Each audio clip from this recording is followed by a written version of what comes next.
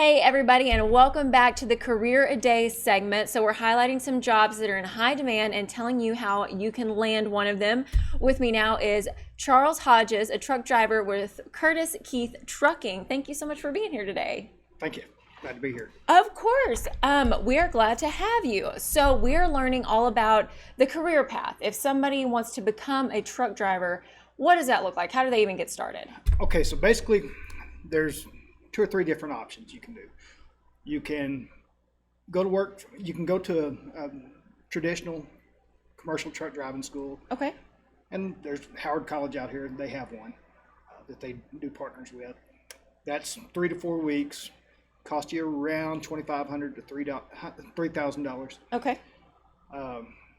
Some company, they'll help you with job placement. Some companies will reimburse your tuition if you agree to work for them for an extended period of time. Okay.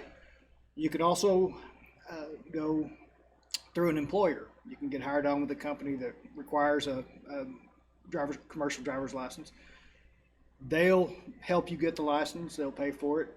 Sort of the same thing. You work for them for a period of time until that cost is paid back. Mm-hmm. Or you can do it the way I did it. You grow up around the industry. You know someone that has a truck. You study for the test. You go take your written test. Get your learner's permit, kind of like your regular car permit. 14 days later, you schedule, after you passed your written test, you schedule for your driving test. And there's a series of 3 tests, practical application test. You do a pre-trip inspection, basically a comfortability test inside the cab. Okay. And then you do a road test.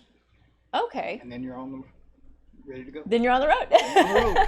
Awesome. So even though we have our regular driver's license, you know, that most people get at like 16 or so, that's a different thing. You've got to do this test. Yep. If you're going to operate something over 26,001 pound gross vehicle weight, you've got to have the CDLA.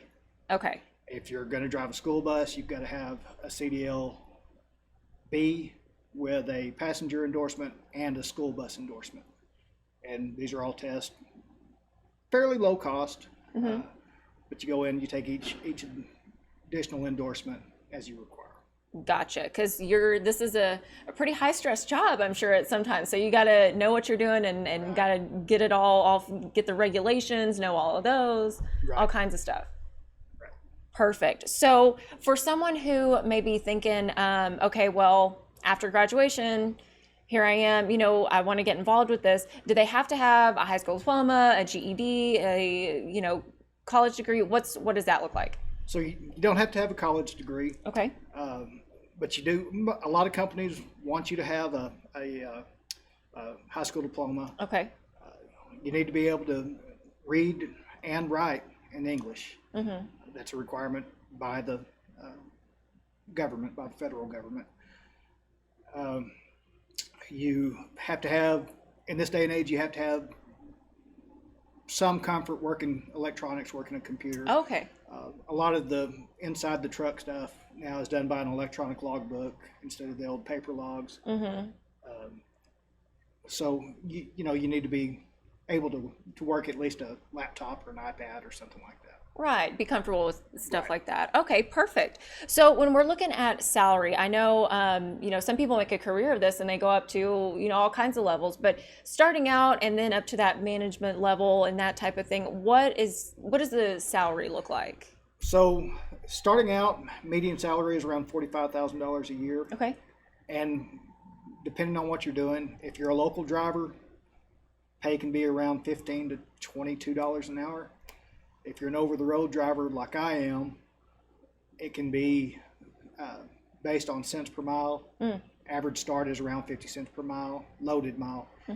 Or it can be a percentage of the gross, and that usually starts around 25% to 30% of whatever the load pays to the truck gross. So if a load pays $1,500, you would get 30% of that or 25% of that. Oh, okay. So, and each load is how that would work. Gotcha. So I'm glad you brought that up. You're here in San Angelo, but you go a lot of places. Right. What does that look like as far as the options in driving? Okay. So over the road truck drivers like I do, that makes up about 45% of the industry as a whole. Local drivers are around 12%, so they're a lot more competitive. Mm-hmm. The higher paying jobs require more time out. They require the over the road jobs, and you're out to really make a decent check 3.5 weeks at a time sometimes, and then for every week out, usually you'll get a day to a day and a half at home. Okay. Whenever you come home. Now that said, the industry is changing pretty rapidly on that.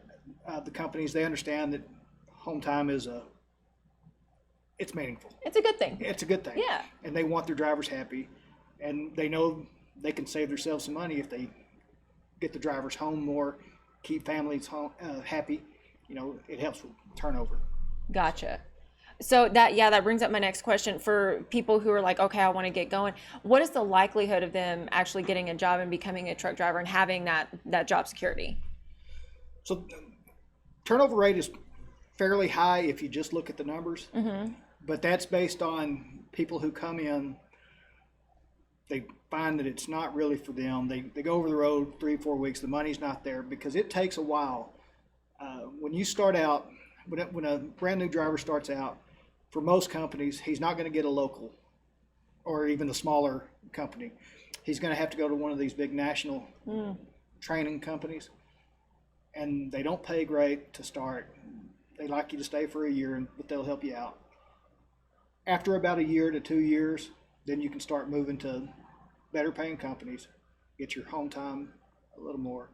And it gets, if you can last that 2 years, it gets a lot more stable. You start finding what you like to do, you know, what you like to haul, where you like to go, and that turnover rate starts going down after the 2-year mark. Gotcha. So you got to pay your dues a little bit, but then it's worth it. Yeah, it's worth it. Yeah, exactly. Fabulous. So any final thoughts or messages or advice for anybody considering this career path?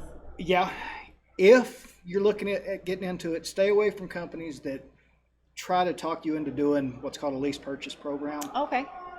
That's basically where they want you to buy a truck from them without knowing anything about the industry. But you're not actually buying the truck, you're just leasing the truck from them. And it's not really a good deal until you know what you're doing. Definitely. Okay. Great advice there, Charles. Thank you so much for coming on today. We really appreciate it. Thank you. Of course, and thank you all for watching. We'll see you next time on Career Day.